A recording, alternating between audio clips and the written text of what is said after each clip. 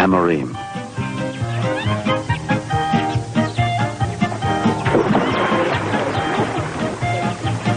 This vegetarian village grows its own food without chemical pesticides or fertilizers. Carobs combine with nuts and figs to produce a popular sweet, and from the pomegranate tree, an unusual juice. At Amorim, a lavish feast is served on Rosh Hashanah, the Jewish New Year.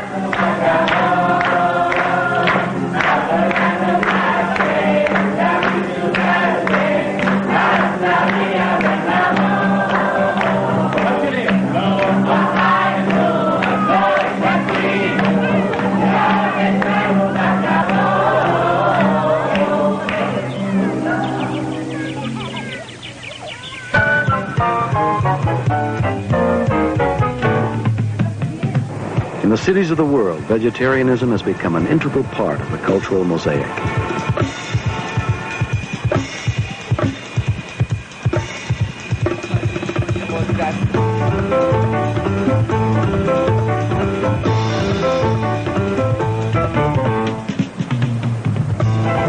International air travelers now have the choice of full-course vegetarian meals. Londoners dine in style at elegant vegetarian bistros. There's an expanding number of vegetarian organizations. One of the world's oldest and largest is the Vegetarian Society of the United Kingdom. It has been publishing its research and answering the public's questions for a century and a half. In Holland, there are over 100,000 vegetarians. The Dutch Vegetarian Society has founded Felixoord, a home for vegetarian senior citizens.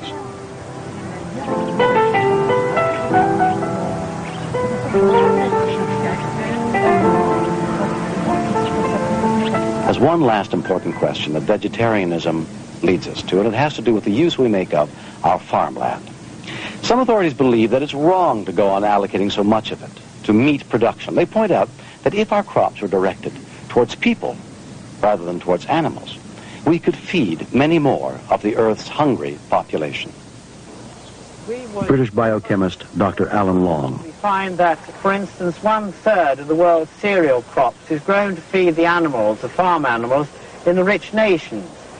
If the world could reduce its consumption of meat by 10%, then we could feed 60 million people more. It's estimated that 1 acre devoted to grain produces 5 times as much in terms of the nutrients that people can eat compared to if that same acre were devoted to livestock production.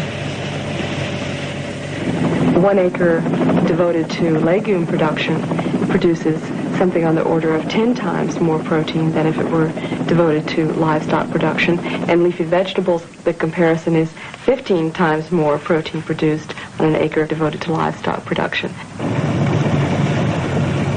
It requires up to 8 pounds of grain to produce 1 pound of grain-fed beef, grain that could be used to feed people. If Canada, for example, stopped feeding the grain to meat animals, there'd be enough of a food surplus to feed another 50 million people. But the world's hungry population keeps growing, and growing faster. I know that even if we all became vegetarians in the world, we will not have eliminated world hunger. That as long as people who are hungry don't have the land and don't have the money they need to feed themselves, they will be starving, as more and more people in the world are.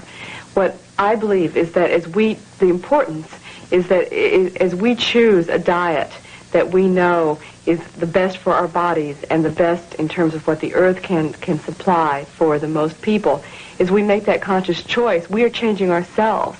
As we change ourselves into more conscious people, then we are more powerful in our efforts to change the world. It's not, let's say, analytic algebra where you can know it better and still better and still better. It is a very simple idea. And I think we have really to try to make from it a very profound idea. It is profound because it is so simple and so obvious. My feelings also are that in the future men will have no choice. He will have to stay away from slaughter, because people are multiplying in a very big way. There may be 100 years from now 50 billion people or more so, and there will be not enough pasture to keep so many animals. In other words, I really believe that the future of humanity, what is good in the future, will be connected with vegetarianism.